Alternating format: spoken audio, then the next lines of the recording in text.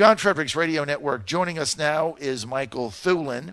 He is the AFSCME, AFSCME local union representative in my home state of New Jersey.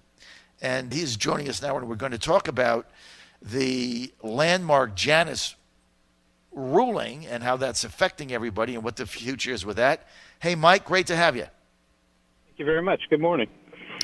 All right, so Mike, my audience knows this. My father was a union member his whole life, got his union card when he was 19 years old. He was a pressman, worked in the New York, New Jersey area, and my father was a union leader, a union organizer, and he bled his union. I went with him when they picketed, they went on strikes, and if you were in the newspaper business in New York, there was a couple of very nasty strikes.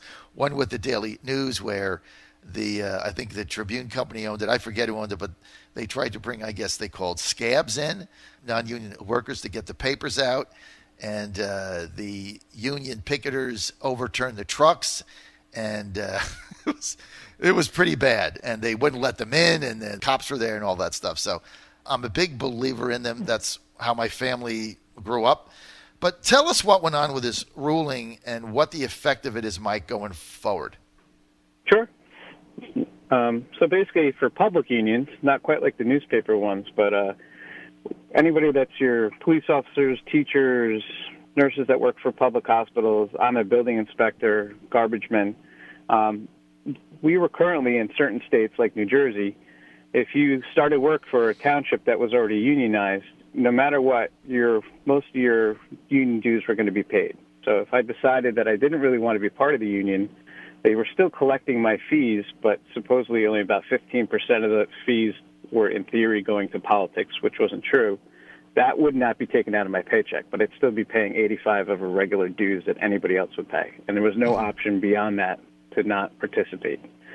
So I participate, still want to participate. However, when you start these new jobs and new townships or schools or whatever, you're already established unions there. You have to be part of that. So this Janus case, if you decide you don't want to be part of this union, means you don't have to pay them anything. So if I opt out of being part of AFSCME right now in Lakewood, New Jersey, I don't have to actually pay a dime towards this organization. And the reasoning behind why I believe that's a good choice is that there's a large hierarchy going through AFSCME that goes all the way up to the nationwide and millions of members. And there's a lot of decisions and policies and candidates that they support that I just don't support at all. I actually work on the other side. I do a lot of work as a young Republican. I do work with Republicans in New Jersey.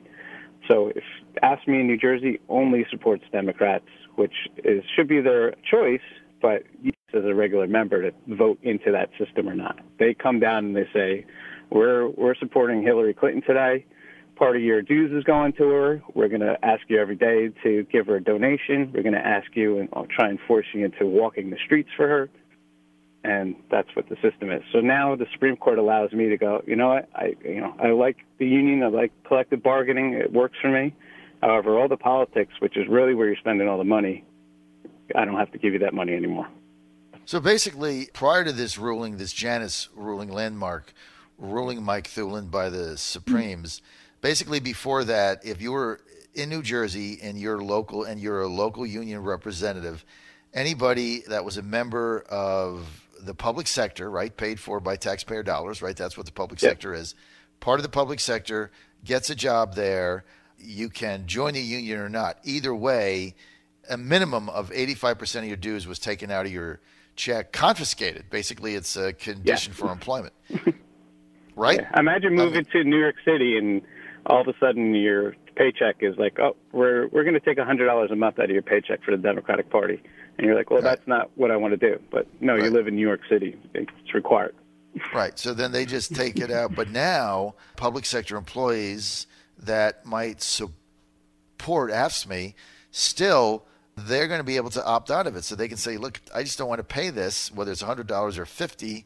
I don't want to pay it. Still believe in the union, still believe in collective bargaining. I believe in all of this, but I'm not going to pay this because I know that the majority of this is going to politics, which I'm not involved in, or I don't really believe in what you're doing. So I can simply opt out. I would have to think that the first ramification of this is it's going to be a tremendous financial drain on the national and state organizations that get the money to then give it to their favored candidates, right? Yeah, definitely. It's going to be significant. And originally, before the Supreme Court case, we thought you'd have to opt out.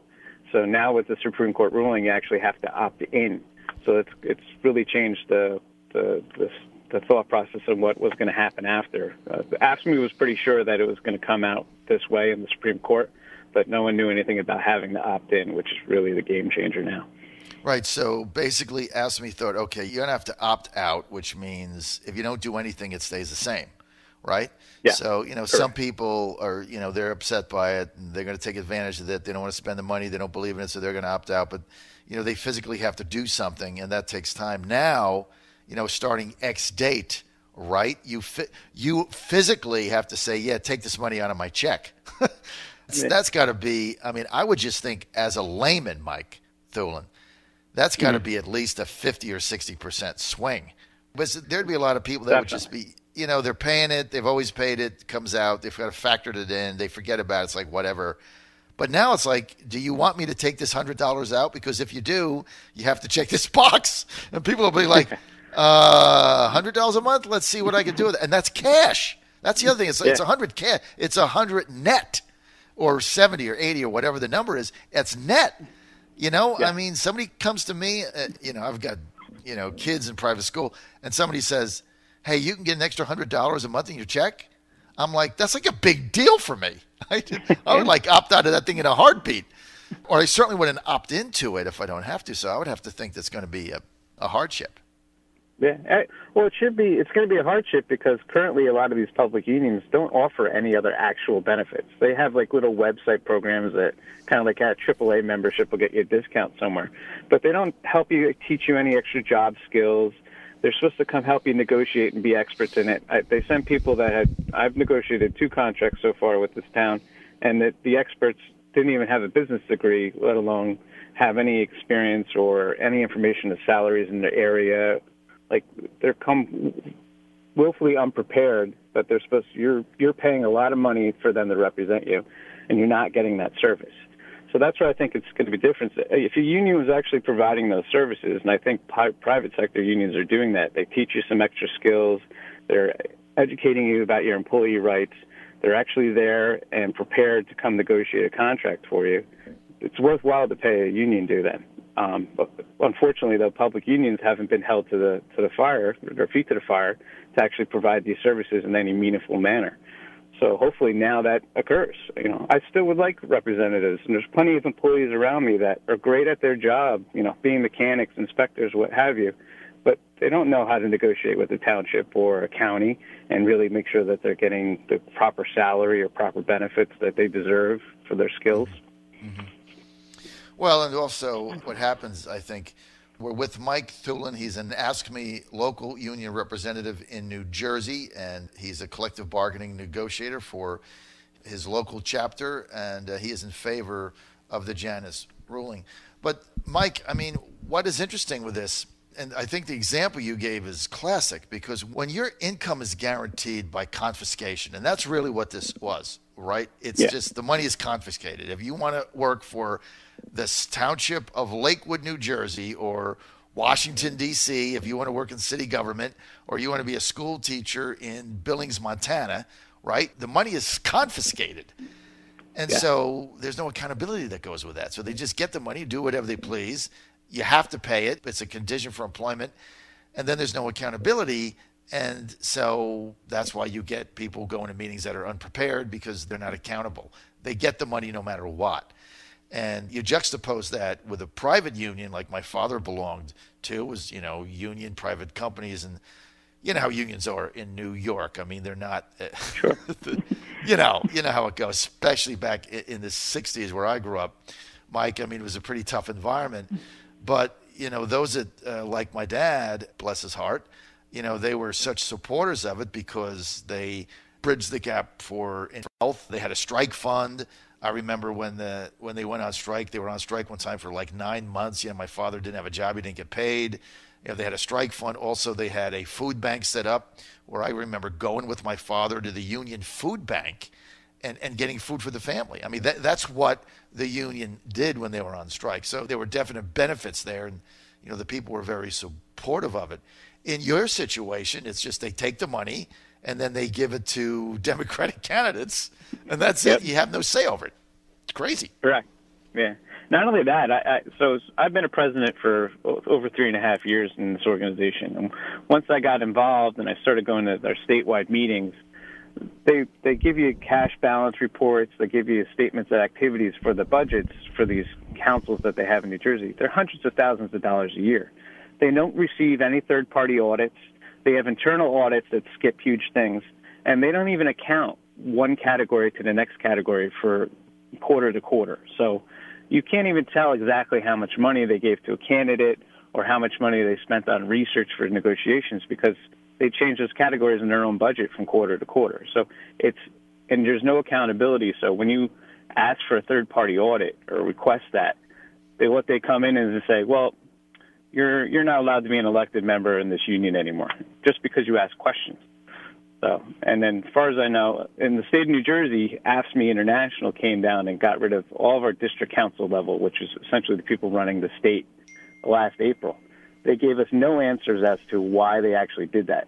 The rampant rumor going around, it was fraud and collusion, and because you have all this money that was just kind of sitting in their pockets with nobody actually being able to look at it. None of your members had a chance to ever look at it. So I could only imagine them ever trying to set up a food bank or a strike fund because these guys, supposedly when they came in April of last year, there was no money in the bank at all. So you can't save for a rainy day or an emergency if you can't manage any money coming in the door to begin with. I know, and then, Mike, what you also said was pretty striking. So if you're a local representative, you get elected as a local union representative. You have to do that by getting elected, and then you go to the board meeting and you ask questions, you get kicked out. I mean, what kind of a system is that? Like you're asking us questions, you're out, you're kicked out of your position. That's crazy. The nice side. When you're outside in the parking lot, when you actually leave, that's when you get threats. That's when people stab your tires. That's when things get even worse. Oh, yeah. And you're not in a room full of other cordial people. Oh, yeah. Been there, done that. Not myself personally, but through my experience. And remember the pictures you see in the old movies where they'd be showing a union strike and they would have these metal garbage cans in the winter where they set fires in them for the heat, right? I mean, do you know how many hours I've stood as a 8-year-old by those garbage cans with my father? I mean, that's real, man. Hey, I got a half a minute here. I got a question from Eric in Richmond, Virginia. He says, does the ruling then end mandatory membership in the union? Yes, it does. Your collective bargaining still exists. So if your job title is protected by a current union body, you're still protected by them, unfortunately. But if you don't want to be a member and you make that known to the township or county you work in, they're not allowed to collect any more union dues on behalf of the union for you. There you have it. Michael Thulen, thanks for being with us. Great interview. Really appreciate the time. Appreciate what you're doing. Keep fighting for what you believe in. Thank you so much.